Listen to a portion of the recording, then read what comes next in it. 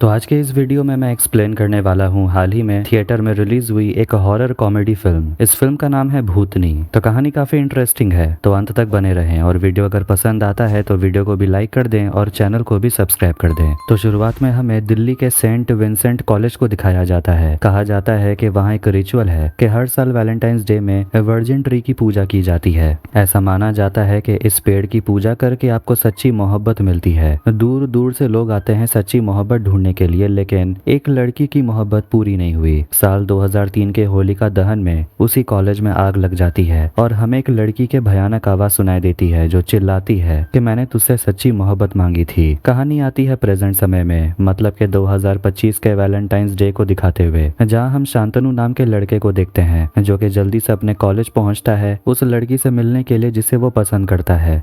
लेकिन वो लड़की तो किसी और के साथ ही चली जाती है, जिससे कि उसका दिल टूट जाता है और वो एक पेड़ के सामने चिल्लाने लगता है, सुना है कि आप सबकी लव स्टोरी पूरी कराते हो, तो मेरी क्यों नहीं? मुझे मेरी मोहब्बत वापस चाहिए। तभी पेड़ के अंदर से एक आत्मा बाहर आती है और वो शांतनु को जकड़ लेती है। उसके चिल्लाने की आवाज कॉलेज के बाहर खड़े दो लड़के सुनते हैं जो कि उसके दोस्त हैं, साहिल और नासिर। वो लोग डरते हुए अंदर आते हैं तो शांतनु को बेहोश पड़ा हुआ देखते हैं और उसकी मदद करते हैं और उसे वहां से ले जाते हैं। लेकिन उसी रात एक आत्मा हॉस्टल में आती है और सीधा शांतनु वाले कमरे में चली जाती है। अगले दिन वो डर के मारे जाग जाता है, जिससे कि उसके दोस्त भी डर जाते हैं। शांतनु काफी उदास था क्योंकि उसकी गर्लफ्रेंड अनीशा किसी और के साथ चली गई। आज वैलेंटाइंस डे था तो उसके दोस्त उसे आइडिया देते हैं कि तुझे आज वर्जिन ट्री की पूजा करनी चाहिए क्योंकि उसी के बाद तुझे सच्ची मोहब्बत मिलेगी। पूरे कॉलेज में वैलेंटाइंस डे का माहौल था। सभी लोग वर्जिन ट्री की तरफ जा रहे थे, लेकिन कुछ लोग होते हैं जो वर्जिन ट्री की पूजा करने के खिलाफ थे। फिर साहिल भीड़ में घुस जाता है, लेकिन एक लड़की से पूछने लगता है कि आखिर यहाँ कौन सी फिल्म का बॉयकॉट चल रहा है। तो लड़की कहती है फिल्म का नहीं, पेड़ का। लोग कहते हैं कि हर साल वैलेंटाइंस डे में एक आत्मा वापस आती है और कल रात तो अजीब अजीब चीजें भी हो रही थी। पूरे कॉलेज की बिजली चली गई थी। इस साल कुछ तो बुरा होने वाला है। और इससे पहले भी 3 लड़कों की जान जा चुकी है। अनन्या नाम की लड़की वर्जिन ट्री के सामने प्रे कर रही थी और फ्लावर लगाती है। वहां से निकलते वक्त वो एक लड़के से टकरा जाती है और वो लड़का उस पर काफी चिल्लाता है। फिर अनन्या शांतनु से मिलती है। शांतनु से पूछने लगता है कि आखिर वो इतने महीनों से कहाँ थी। तो अनन्या कहती है मैंने तो कहा था कि मैं फील्ड ट्रिप पे गई थी, और वैसे इतना पूछ क्यों रहे हो? तुम तो फोन भी मुझे नहीं करते थे। कहीं गर्लफ्रेंड तुम्हें छोड़ के चली गई है क्या? फिर दोनों बैठकर बियर पीते हैं और इसके बाद वो दोनों ही जाकर वर्जिन ट्री की पूजा करते हैं। और जब वैलेंटाइंस डे सेलिब्रेशन चल ही रहा था कि तभी गगन नाम का लड़का खुद को खत्म करने की कोशिश करता है। और ये लड़का वही है जो पहले अनन्या से टकराया था। उसके बाद कॉलेज के बोर्ड मेंबर्स हादसे के बारे में बात कर रहे थे कि आखिर ये सब क्यों हो रहा है। वो पता लगाना चाहते हैं कि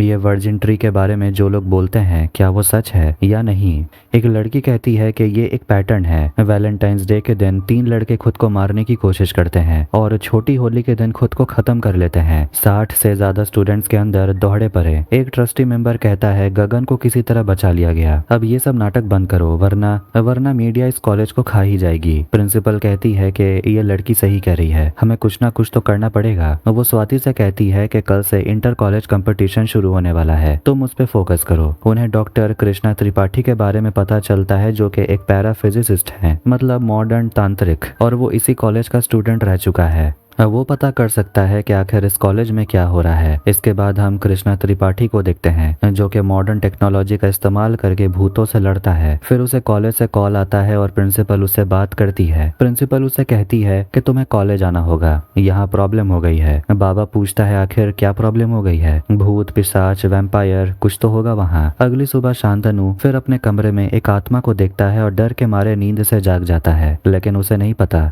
एक आत्मा उस पर नजर रखी हुई है। वो बाहर आकर अनन्या से मिलता है और अनन्या उसे देखकर कहने लगती है कि तुम्हारा चेहरा क्यों उतरा हुआ है? मेरे पास एक तरीका है तुम्हारा मूड ठीक करने का। तभी शांतनु देखता है कि वहाँ धीरे धीरे कई लोगों को मिर्गी के दौरे पड़ने लगते हैं। उसके दोस्त साहिल को भी दौरे पड़ते हैं। डॉक्टर भी बहुत ज्यादा चिंता में है कि आखिर इसके पीछे रीजन है क्या, और रिपोर्ट आने में भी 24 घंटे का समय तो लगेगा। स्टूडेंट प्रोटेस्ट करने लगते हैं कि अब ये कॉलेज सेफ नहीं है क्योंकि आज ही 5 स्टूडेंट्स को सीजर मेजर अटैक आया था। स्टूडेंट एडमिनिस्ट्रेशन से वो सवाल पूछते हैं कि आखिर ये सब क्या हो रहा है और इसे रोकने के लिए कौन से एक्शंस उठाए जा रहे हैं, मगर इसका जवाब तो उनके पास भी नहीं था। प्रिंसिपल बस उन्हें कह देती है कि हम लोग फूड और वाटर मॉनिटर कर रहे हैं, देखने के लिए कि कहीं उसमें हेलुसिनेटिंग एजेंट्स मिलाए तो नहीं जा रहे हैं। अनन्या वहां पर आती है, शांतनु से कहती है कि आत्मा कभी किसी पर भी ऐसे ही हमला नहीं करती। नासिर ये सुन के डर जाता है और शाम के समय जब वो अपने दोस्त के लिए दवाई बनाने लगता है, फिर वो दोनों जब बाहर जा रहे थे तो वहां पर उन्हें एक लड़का मिलता है जो पायल पहन के घूम रहा था। दोनों पूछते हैं आखिर ऐसा वो क्यों कर रहा है, तो वो लड़का कहता है कि उसकी माँ कहा करती थी चांदी का कुछ भी पहनो तो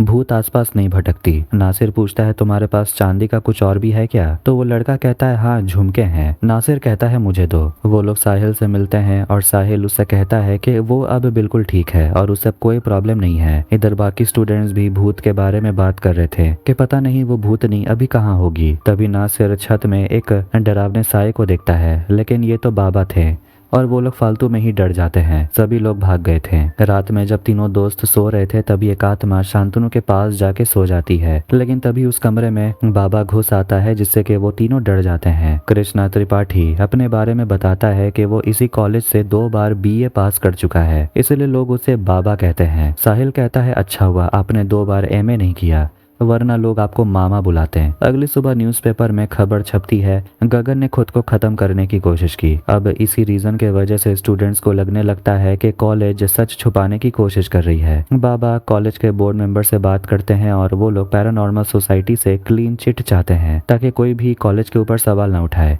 लेकिन बाबा कहते हैं इतनी आसानी से नहीं, क्योंकि कॉलेज में कुछ तो है। और ऐसे 2 किस्म के आत्माएं होती है, एक हरी जो लोगों के बीच में होती है मगर वो किसी को कुछ करती नहीं, मगर एक होती है लाल जो बवाल होती है। कॉलेज में अच्छी आत्मा है या बुरी, इसे पता करने में थोड़ा समय तो लगेगा, लेकिन तब तक कॉलेज में सब कुछ नॉर्मल तरीके से होते रहना चाहिए ताकि आत्मा को शक ना हो। हर जगह कॉलेज में डिवाइस लगा हुआ था जिसमें के ग्रीन और रेड लाइट नजर आएगा। ग्रीन मतलब सेफ और लाल का मतलब खतरा। इधर सारे स्टूडेंट्स अपने कंपटीशन की तैयारी में लगे हुए थे और अनन्या शांतनु के साथ बैठी हुई थी और वो वर्जिन ट्री की ड्राइंग कर रही थी। शांतनु उसे पूछता है ऐसा लगता है जैसे तुम ही वर्जिन ट्री की आत्मा हो, तो वो भी कहती है हो भी सकती हूँ। एक आत्मा उन दोनों पर नजर रखी हुई थी मगर वो पीछे हट जाती है। इधर बाबा साहिल और नासिर से जाके मिलते हैं, पूछते हैं कि तुम्हें कुछ अजीब देखने को मिला आज, तो वो लोग कहते हैं फिलहाल तो नहीं। तभी उसका डिवाइस ट्रिगर हो जाता है, लेकिन ऐसा कुछ भी नहीं था जिससे वो परेशान हो जाए। इधर शांतनु से एक लड़की टकरा जाती है और दोनों बस एक दूसरे की आंखों में देखते ही रह जाते हैं। लड़की पूछती है मैंने देखा तुम मुझे देख रहे थे। शांतनु कहता है मैंने कभी तुम्हें पहले यहाँ देखा नहीं, तो वो बताती है मेरा नाम मोहब्बत है, जिससे कि शांतनु हैरान हो जाता है। लड़की कहती है यकीन नहीं है क्या, तो करके देख लो, मेरा ID चेक, मैं यहाँ 3rd ईयर में पढ़ती हूँ, 1 साल का गैप लिया था तो अभी वापस लौटी हूँ। फिर मोहब्बत उससे हाथ मिलाती है और चली जाती है, कहती है कल दोबारा मिलेंगे। अगले दिन वो दोनों मिलते हैं, लेकिन मोहब्बत किसी और को दिखाई नहीं देती। दोनों डांस करते हैं, लेकिन तभी अचानक वहाँ पर मोहब्बत अनन्या के अंदर घुस जाती है और वो सभी से कहती है वहाँ से चले जाने के लिए। जब वो जगह पूरी तरह से खाली हो जाती है तो वहाँ मोहब्बत शांतनु दोनों एक दूसरे के साथ डांस करते हैं। दोनों एक दूसरे को पसंद करने लगे थे और अगले ही दिन मोहब्बत उसे कहने लगती है कि पहले हम एक दूसरे को जान लेते हैं, उसके बाद मैं तुम्हें अपने मम्मी पापा से मिलवाऊंगी। शांतनु कहता है मेरे मम्मी पापा तो है ही नहीं। मोहब्बत कहती है कोई बात नहीं, मैं उन्हें ढूंढ लूंगी। शांतनु हैरान होता है कैसे? मोहब्बत कहती है तुम्हारे दिल में ढूंढ लूंगी। तभी उसके दोस्त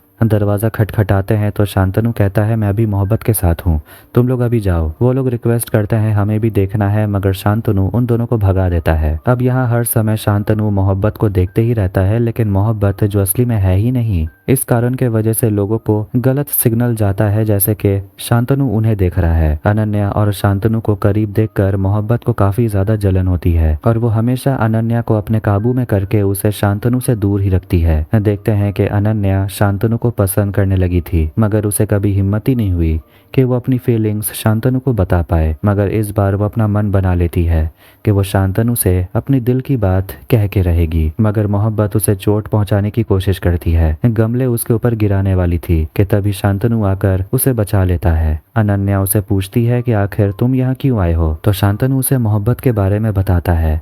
कहता है ये एक लड़की का नाम है और वो मेरी गर्लफ्रेंड तो नहीं लेकिन वो बहुत स्पेशल है, तुम्हें एक बार उससे मिलना चाहिए। अनन्या की आंखों में आंसू आ जाते हैं मगर वो कह देती है कि वो उससे जरूर मिलेगी। शांतनु वहां से चला जाता है और उसे कहता है आने के लिए।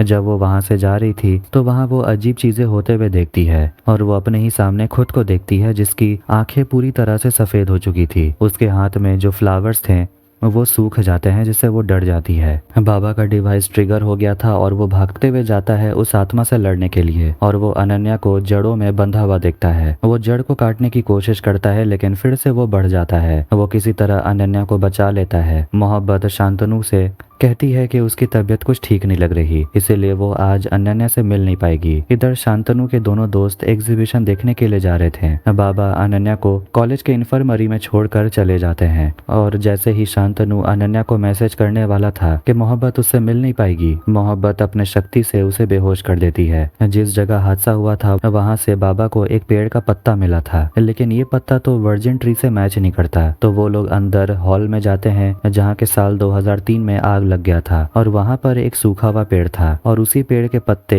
इस पत्ते से मिलते हैं और वो लोग सोचने लगते हैं कि आखिर इस जगह क्या हुआ था, कौन सी आत्मा की इच्छा पूरी नहीं हुई, आखिर वो क्यों लौट आई है। वहां पर एक सीसीटीवी कैमरा था और फुटेज देखने पर उन्हें शांतनु नजर आता है जो चिल्लाने लगता है कि मुझे मेरी सच्ची मोहब्बत कब मिलेगी। शांतनु को जब होश आता है तो मोहब्बत उसके साथ रोमांटिक मोमेंट स्पेंड करती है।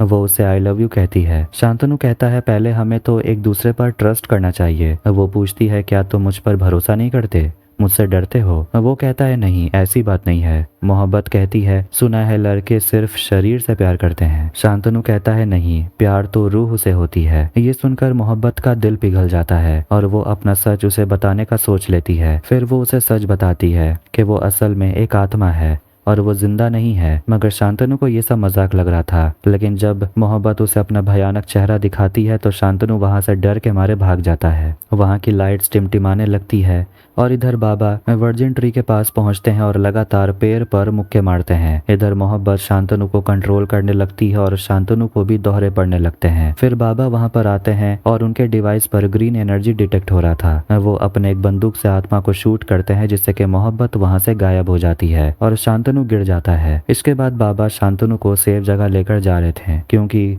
कॉलेज में रहना खतरनाक था। उसके दोस्त साहिल और नासिर उसे कॉल करते हैं लेकिन शांतनु जो कह रहा था कि मोहब्बत भूत है तो आवाज कट हो रहा था जिसके वजह से वो दोनों सुन नहीं पाते कि शांतनु क्या बोल रहा था। अब वो लोग अपने कमरे में आ जाते हैं लेकिन उन्हें पता नहीं था कि वहां पर मोहब्बत भी थी जो उन दोनों को डराने लगती है और पूछती है शांतनु कहाँ है। डर के मारे तो उनकी हालत ही खराब थी। वो लोग कहते हैं उन्हें नहीं पता शांतनु कहाँ है। बाबा शांतनु को पैराफिजिसिस्ट सोसाइटी लेकर जा रहे थे, वहां पर शांतनु सेफ रहेगा। मगर तभी मोहब्बत वहां पहुंचकर बाबा को अपने वश में करने की कोशिश करती है और उन्हें रोकती है मगर बाबा बंदूक से उसे शूट करते हैं। पर मोहब्बत को हराना इतना आसान नहीं था। शांतनु उड़ते हुए अपने कॉलेज के सामने लैंड करता है और उसे उड़ता हुआ देखकर उसके दोनों दोस्त डर के मारे भाग जाते हैं। मोहब्बत उनके पीछे ही थी, दीवार पे चढ़ रही थी और उनसे पूछती है कि आखिर तुम लोग मुझसे डरते क्यों हो। फिर वो शांतनु से कहने लगती है कि हम दोनों को बात करनी चाहिए मगर वो तीनों बहुत डरे हुए थे। तो मोहब्बत फ्रस्ट्रेट होकर उनसे कहती है पहले तो शांतनु ने ही मुझे जगाया, फिर सच्चे प्यार की उम्मीद की। शांतनु हैरान था, पूछता है मैंने कब आपको जगाया। तब मोहब्बत उसे याद दिलाती है वो बारिश वाली रात जब शांतनु की गर्लफ्रेंड उसे छोड़कर किसी और के साथ चली गई थी। तब उसने वर्जिन ट्री के सामने प्रे किया था कि मुझे सच्ची मोहब्बत चाहिए, इसीलिए मोहब्बत वापस आ गई। लेकिन यहाँ पता चलता है कि वो पेड़ असल में वर्जिन ट्री नहीं, वर्जिन ट्री तो बाहर था, अंदर में जो पेड़ था वो तो जला हुआ पेड़ था। मोहब्बत अच्छे से बात कर रही थी तो नासिर और साहिल उस पर चिल्लाने लगते हैं, कहते हैं कि कैसी भूतनी हो तुम में तो अच्छी भूतनी के एक भी लक्षण नहीं है। जिससे कि मोहब्बत गुस्सा होने लगती है और उन्हें याद दिलाती है कि लगता है तुम लोग भूल गए हो मैं हूँ कौन। और वो उससे कहती है कि वो शांतनु को पाके रहेगी और वो कल रात 8 बजे उनसे मिलने के लिए आएगी। इधर बाबा पुराने केसेस को स्टडी करने लगते हैं कि कैसे कॉलेज के स्टूडेंट्स की मौत हुई। उनकी भी गर्लफ्रेंड उन्हें छोड़ के चली गई थी और मरने से पहले उनकी बॉडी हवा में उड़ने लगी थी और एक आत्मा थी वहाँ, उसी आत्मा ने उन लोगों को मारा। वैलेंटाइंस डे से उन्हें वो चुड़ैल नजर आने लगी और होली के दहन के दिन उन सभी की जान चली गई और 7 दिन के बाद होली का दहन है। शांतनु के साथ भी ऐसा ही हो रहा है।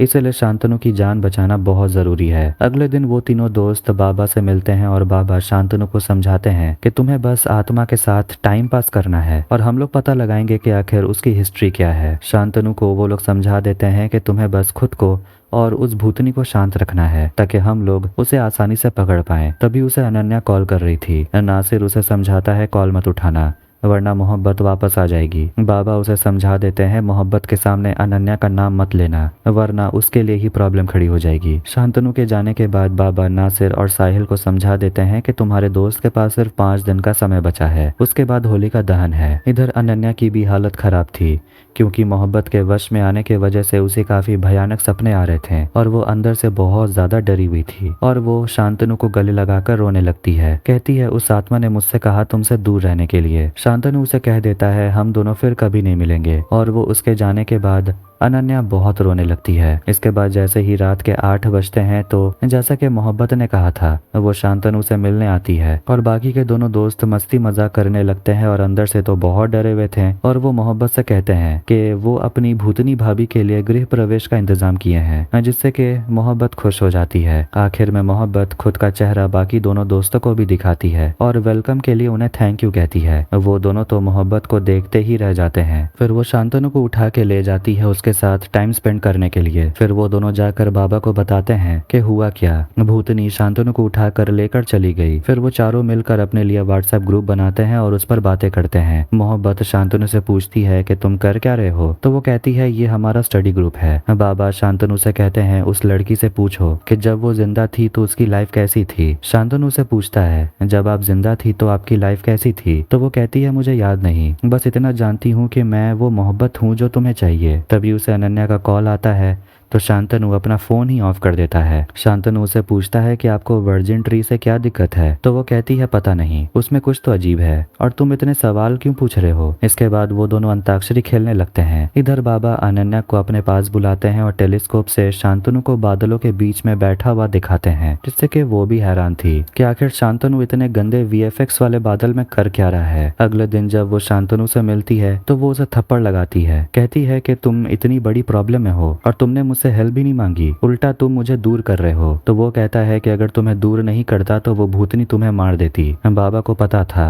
अनन्या शांतनु से प्यार करती है। अनन्या ये सुनकर एम्बैरस हो जाती है और चली जाती है। शांतनु उसके पीछे जाता है और उसे पूछता है तुमने ये बात मुझे पहले क्यों नहीं बताई। तो वो उस पर चिल्लाती है कि बाबा ने एक बार में समझ लिया और मैं तब से तुम्हारे सामने थी तो तुम्हें समझ नहीं आया। दोनों के बीच में काफी झगड़ा होता है लेकिन आखिर में एक दूसरे को आई लव यू बोल ही देते हैं और एक दूसरे को गले लगाते हैं। बाबा दोनों दोस्तों से कहते हैं कि तुम दोनों पता करो मोहब्बत नाम की लड़की इस कॉलेज में पढ़ा करती थी या नहीं। अब आखिर में होली का दहन वाला दिन आ जाता है और सभी लोग शाम को कॉलेज में एक दूसरे को रंग लगा रहे थे। अनन्या और शांतनु एक साथ एंजॉय कर रहे थे लेकिन जैसे ही वहाँ पर 8 बजते हैं तो मोहब्बत वहाँ पहुँच जाती है लेकिन वो खुश नहीं लग रही थी। रंग देखकर उसे फ्लैशबैक्स याद आ रहे थे। देखते हैं कि उसका नाम करिश्मा हुआ करता था और उसका एक बॉयफ्रेंड था रघु। करिश्मा रघु से बहुत प्यार करती थी। रघु एक वीडियो बनाता है जिसमें करिश्मा कहती है कि सच्चे मोहब्बत से के दुनिया में कुछ भी नहीं और उसे बस सच्ची मोहब्बत चाहिए। इसके बाद वहाँ दोनों रोमांटिक होने लगते हैं लेकिन ये वीडियो पूरे कॉलेज में लीक हो जाती है और सभी लोगों को इस वीडियो के बारे में पता चलता है और सारे स्टूडेंट्स करिश्मा का मजाक उड़ाते हैं, उसे बेइज्जत करते हैं। इधर मोहब्बत को कुछ होने लगता है और वो इतने जोर से चिल्लाती है कि वहाँ मौजूद सभी लोगों को दोहरे पड़ने लगते हैं। मोहब्बत वहाँ से गायब हो जाती है। स्टूडेंट्स को तुरंत एडमिट करवाया जाता है। शांतनु मोहब्बत पे चिल्लाता है कि आखिर तुम मेरे दोस्तों के साथ ऐसा क्यों कर रही हो। मोहब्बत कहती है तुम सिर्फ मेरे हो। बाबा को पता चलता है ये आत्मा करिश्मा की है और वो सारे बोर्ड मेंबर्स और प्रिंसिपल को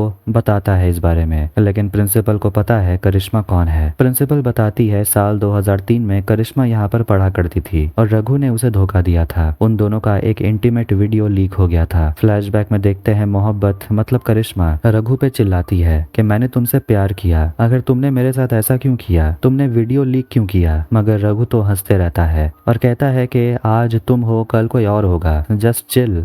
वो रघु को थप्पड़ लगाती और कहती है तुम प्यार करने के लायक ही नहीं हो। उस दिन के बाद प्रिंसिपल को लगा कि शायद करिश्मा अपने घर चली गई होगी क्योंकि वो कभी दिखाई नहीं दी। बाबा कहते हैं कि अगर हमें जानना है कि करिश्मा के साथ क्या हुआ था तो हमें करिश्मा को उस दिन वापस ले जाना होगा जिस दिन उसके साथ वो हादसा हुआ था। कल छोटी होली है, कल ही हमें पता चलेगा करिश्मा के साथ क्या हुआ। कल से होली की तैयारी शुरू हो जाती है। अनन्या शांतनु से पूछती है क्या तुम सच में उससे प्यार करते हो? वो कहता है मुझे नहीं पता क्योंकि पता ही नहीं है कि वो प्यार है या उसका काला जादू, लेकिन असल में वो मोहब्बत थी जो कि गुस्सा हो जाती है ये जान करके कि शांतनु उससे सच्चा प्यार नहीं करता और वो अभी भी अनन्या से प्यार करता है। मोहब्बत का गुस्सा सातवें आसमान पे चढ़ जाता है और वो सभी को जड़ों में जकड़ लेती है। बाबा अपने दोनों हाथों में तलवार लिए जड़ को काट डालते हैं मगर वो बाबा के ऊपर बड़े बड़े मलबे गिरा देती है, जिसे देखकर शांतनु मोहब्बत से कहता है बाकियों को छोड़ दो, मुझे ले जाओ। मोहब्बत खुश हो जाती है और अनन्या को भी छोड़ देती है,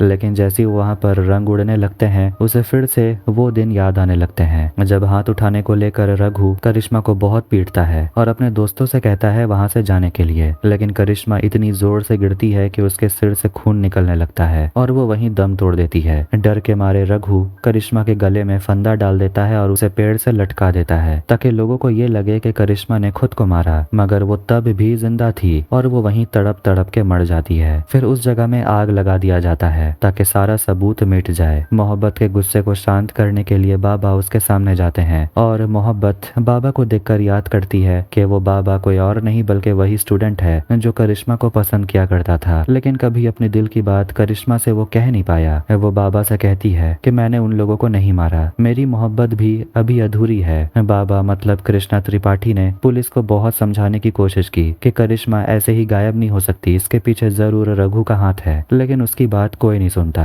यहाँ बाबा मोहब्बत से कहते हैं कि मैंने तुम्हें बहुत ढूंढने की कोशिश की और देखो आखिर मैंने तुम्हें पा ही लिया। अब तुम्हें मोहब्बत को जाने देना होगा ताकि करिश्मा की जीत हो। करिश्मा उसे गले लगाती है और बाबा करिश्मा पर त्रिशूल से हमला करते हैं जिससे कि करिश्मा को मुक्ति मिल जाती है। और इसी के साथ द भूतनी मूवी यहीं पर एंड होती है। तो आपको ये वीडियो कैसा लगा कमेंट करके जरूर बताएं। वीडियो पसंद आया तो वीडियो को भी लाइक कर दे, चैनल को भी सब्सक्राइब कर दें। मिलते हैं नेक्स्ट वीडियो में। Take care.